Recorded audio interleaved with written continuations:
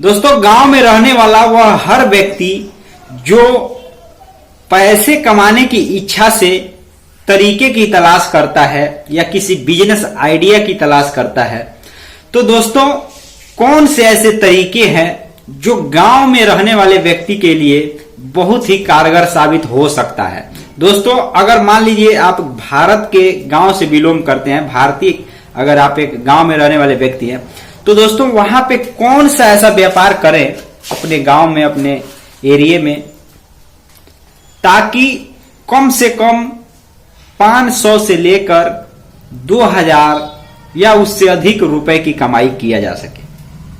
समझ रहे हैं आप बात को?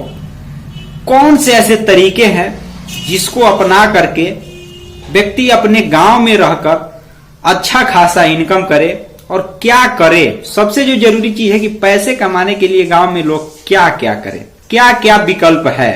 दोस्तों, कोई भी विकल्प, एक बात आप समझिएगा, बाहर से बन के नहीं आता है। अगर आप गांव में व्यापार करते हैं तो गांव की ही जरूरतों का, उनसे जरूरतों से जुड़े हुए साधनों का उपयोग करके, उनका क्रय विक्रय करके पैसे कमाया जाता है। लेकिन कौन से वह तरीके हैं, कैसे उसको शुरू किया जा सकता है, मैं आपके कुछ तरीकों के बारे में मैं आपका ध्यान उस तरफ आकर्षित करूंगा और लगभग मैं 5 ऐसे तरीके के बारे में मैं आपको बताने जा रहा हूं, जिसको आप समझने के बाद आप चाहें तो गांव में रहते हुए बहुत ही एक तरीके से मजे के साथ भी आप कह सकते हैं या आनंद के साथ भी आप कह सकते हैं, जिस भी शब्द को आप समझते हो, आप अपना चाहे गृहस्थी जीवन में रहते हो या किसी भी लाइफ में रहते हो, आप अपना व्यापार करके पैसे कमा सकते हैं। बहुत छोटे से छोटे व्यापार के बारे में आपको बताने जा रहा हूं कि वह हर एक गरीब आदमी चाहे तो इनकम कर सकता है। बहुत विकल्प है, लेकिन हम 5 ऐसे विकल्प के बारे में आपको बताएंगे। टॉप 5 बिजनेस के बारे में बताएंगे जो गांव में रहते हुए व्यक्ति 2000 रुपए प्रतिदिन तक इनकम कर सकता है। तो चलिए दोस्त, वीडियो को शुरू करते हैं। नमस्कार दोस्तों, आप देख रहे हैं एल बिजनेस 2.0। दोस्तों, इस चैनल में आपका स्वागत है। दोस्तों, अगर आप इस चैनल पे पहली बार आए हैं तो चैनल को सब्सक्राइब जरूर कर लीजिएगा और वीडियो से अगर आपको कुछ सीखने को मिलता है तो वीडियो को लाइक और शेयर भी आप कर दीजिएगा। दोस्तों, देर नहीं करना है, क्योंकि आप लोगों को पता है सबका समय कीमती है, हमारा भी और आपका भी। तो चलिए वीडियो को स्टार्ट करते हैं।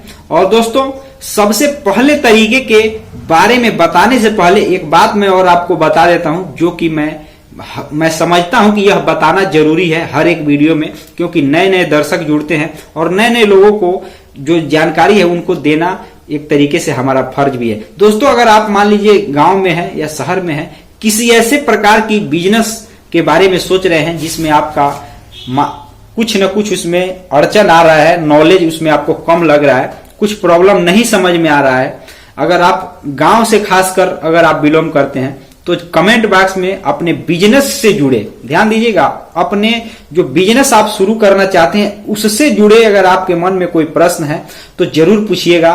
क्योंकि दोस्तों, अगर हमको उसके बारे में नहीं भी नॉलेज होगा तो हम उसको रिसर्च करके, मतलब अच्छे तरीके से जानकारी इकट्ठा करके इस वीडियो के माध्यम से आपके कमेंट का उत्तर देंगे या आपके कमेंट पर ही हम उत्तर दे सकते हैं। तो इसीलिए मैं दोस्तों आपसे हर एक वीडियो में यही बात रिक्वेस्ट करता हूं कि आप लोग वीडियो देखते हैं, ठीक है, अच्छी बात है, लेकिन अगर आप कोई बिजनेस कर रहे हैं, उसमें ग्रोथ नहीं हो रहा है या उसमें आपका नॉलेज कम है, तो दोस्तों नॉलेज बढ़ाने के लिए अपने मन मुताबिक जो जानकारी चाहिए वो कमेंट में आप कर सकते हैं। मन मुताबिक जानकारी मैं आपको देने का प्रयास करूंगा। तो दोस्तों, इसी वीडियो के इसी बात के साथ चलिए हम आज का पहला बिजनेस आइडिया कि गांव में रहते हुए कैसे इनकम किया जा सकता है, कैसे पैसे कमाया जा सकता है, सबसे पहले तरीके के बारे में हम आपको बताने जा रहे हैं। बहुत धैर्य से समझिएगा, एक एक जानकारी कीमती है, अगर आप समझेंगे तो कीमती है, नहीं समझेंगे तो समझ लीजिए आपके लिए तो ये बकवास ही लग सकता है।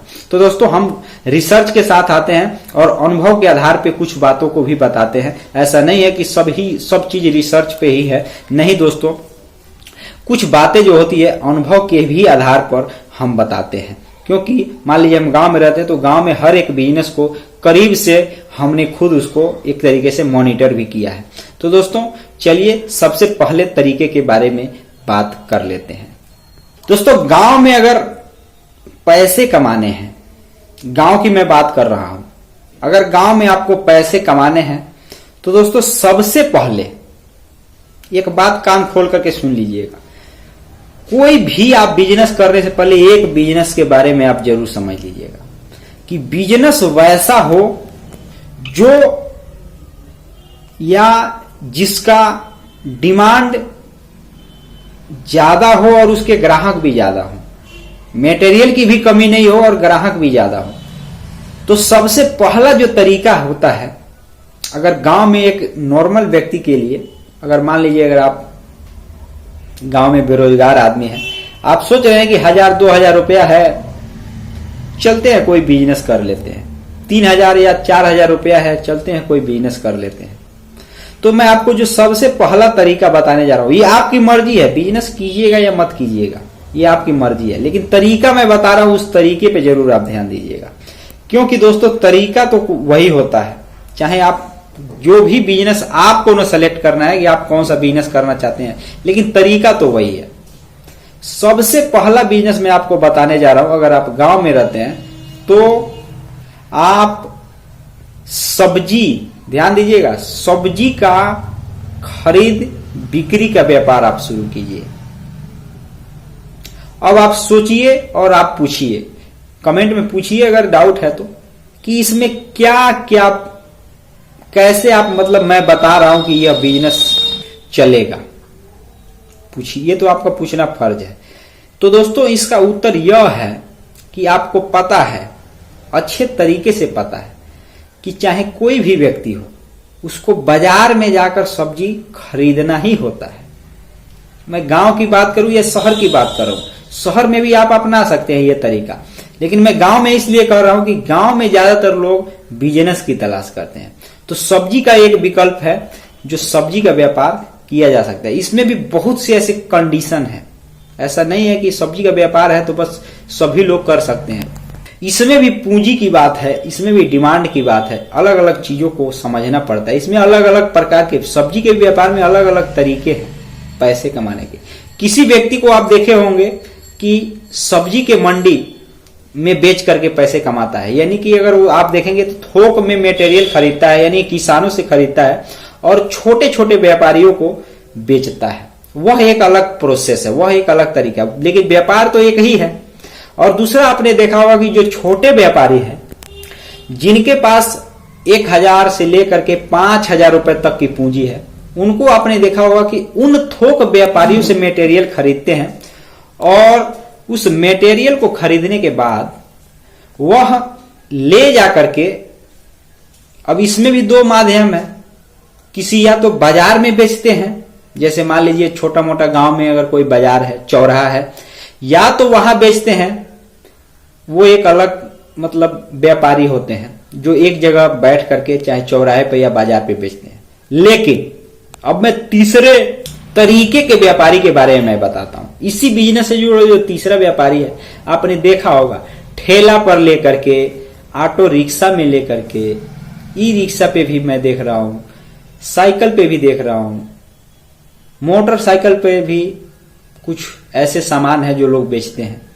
तो दोस्तों इन सभी चीजों पे अगर आप देखेंगे तो घुमा करके, चाहे शहरों में भी देख लीजिए या गांव में भी अभी के टाइम देख लीजिए, घुमा करके बहुत अच्छे तरीके से लोग इसका व्यापार कर रहे हैं। दोस्तों इस व्यापार में क्या है, क्या इनकम है, कैसे कमाई है, इसके बारे में अगर आप समझना चाहते हैं तो थोड़ा इस वीडियो में मैं आपको और थोड़ा बता देता हूं। देखिए दोस्तों, सब्जी का जो व्यापार है ना, उसमें एक तरीके से हर वह प्रकार की सब्जी आ जाती है जो चाहे कच्ची सब्जी हो या ज्यादा दिनों तक टिके रहने वाले। जैसे कच्ची सब्जी का मतलब यह हुआ कि मान लीजिए आज आपने खरीदा और किसी न किसी रूप में 2 दिनों में आप उसको बेचना है। अगर नहीं बेचते हैं तो क्या होगा, वो आपका माल खराब हो जाएगा, कम कीमत लगेगा, या हो सके तो बिक भी ना पाए। तो दोस्तों इसमें कई कंडीशन होता है। इसमें फायदा यह होता है कि यह जो कच्चा मटेरियल होता है, जो कि 1-2 दिन में खराब होने वाला होता है, अगर उसमें आपको अच्छे तरीके से प्रॉफिट कमाना है तो आपके पास क्या होना चाहिए, कोल्ड स्टोरेज। मतलब आपके पास एक ऐसा सुरक्षित जगह होना चाहिए जहां पे आप कोई भी सब्जी ले जाकर रख दे तो काफी दिनों तक रहे, ताकि अगर मान लीजिए कि बिके ना या उसका डिमांड एक तरीके से बहुत ज्यादा जब बढ़ जाए तो आप ज्यादा कीमत में बेच पाए, अगर आपके पास मटेरियल हो। और आप ज्यादा से ज्यादा पहुंच करने का प्रयास करें कि किसानों से डायरेक्ट मटेरियल खरीदें। और लेकिन यह क्या होता है, गांव में और शहर में दोनों जगह का प्रोसेस अलग है, ये भी मैं बता देता हूं। किसानों से मटेरियल खरीदने का, जैसे किसानों से जो सब्जी है थोक में खरीदने का, ये दोनों जगह का कंडीशन अलग है। जैसे मान लीजिए जो अगर शहर में आप देखें तो बड़े बड़े किसान जो होते हैं वो ट्रक का ट्रक अपना जो सब्जी है बेचते हैं, तो वो अगर छोटा व्यापारी चाहे तो नहीं ले सकता है, वो बड़ा व्यापारी जो थोक व्यापारी होता है वही खरीदता है। लेकिन गांव में ऐसा होता है और नहीं भी होता है। मतलब जो छोटे किसान है जिनके पास कम जमीन है वह भी सब्जी उगाते हैं, वह भी बेचते हैं, तो उनके पास छोटे व्यापारी भी जो एक तरीके से फुटकर व्यापारी जिसे कहते हैं वो भी जाकर के थोक भाव में जो भी फसल है, जो भी सब्जी है या जो भी चीज है जो सब्जी से जुड़ा हुआ है, सब्जी के साथ बेचा जा सकता है, उसको जाकर गांव के जो छोटे व्यापारी है वो भी किसानों से खरीद लेते। लेकिन शहरों में ऐसा नहीं होता है। शहरों में पूंजी, जिसके पास मान लीजिए 2 लाख 3 लाख 5 लाख रुपए तक का पूंजी है, वो लोग ट्रक ही खरीदते हैं। मतलब ट्रक खरीदने का मतलब ट्रक में जितना सब्जी होता है सारा मटेरियल 1 2 व्यापारी 3 व्यापारी मिल करके खरीद लेते हैं। लेकिन गांव में ऐसा नहीं होता है, बहुत कम देखने को मिलता है। लेकिन अब मैं आपको जो बात बताने जा रहा हूं, जो दूसरा तरीका बताने जा रहा हूं, उसको आप समझिए। बेचेंगे तो आपको पैसे मिलेगा, ऐसा नहीं है कि आप सोच रहे होंगे कि ये पैसे नहीं मिलेगा। आप ये बताइए कि बिना पैसे का कोई व्यापार करता है? नहीं करता है। अब मैं दूसरा तरीका आपको बताने जा रहा हूं, वह भी बहुत ध्यान से समझिएगा। उस तरीके को भी लोग कहते हैं कि ये तरीका तो बहुत ही सुपर तरीका है, लेकिन दोस्तों कहने जितना आसान नहीं है। कह दिया कि हाँ ये खूब चलेगा, अरे बहुत ग्राहक आएगा, बहुत पैसे आप कमाएंगे, ऐसा बिल्कुल नहीं है दोस्तों। ये बस कहने की बात है। अब मैं आपको बताता हूं कैसे। अब मैं आपको जो दूसरा तरीका बताने जा रहा हूं, उस तरीके को सुनते ही आप सोचेंगे तो यार ये तो कौन बड़ा तरीका है, लेकिन दोस्तों अगर आप शुरू करेंगे ना तो आपको पता लगेगा।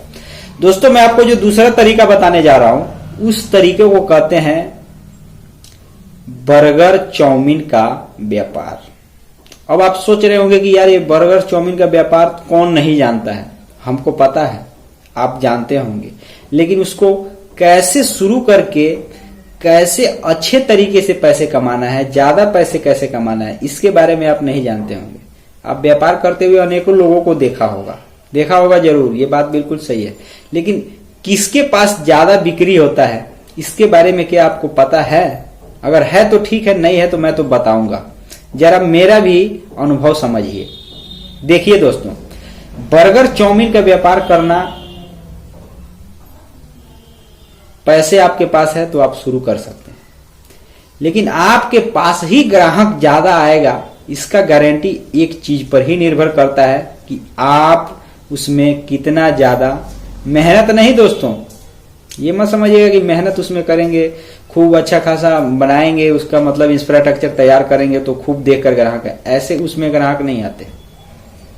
उसमें ग्राहक आते हैं बर्गर चाउमीन का व्यापार में। अगर ग्राहकों की भीड़ लगानी है तो उसमें आपका जो उसको बनाने का प्रोसेस है, तरीका है और उसका टेस्ट है, उस पे निर्भर करता है।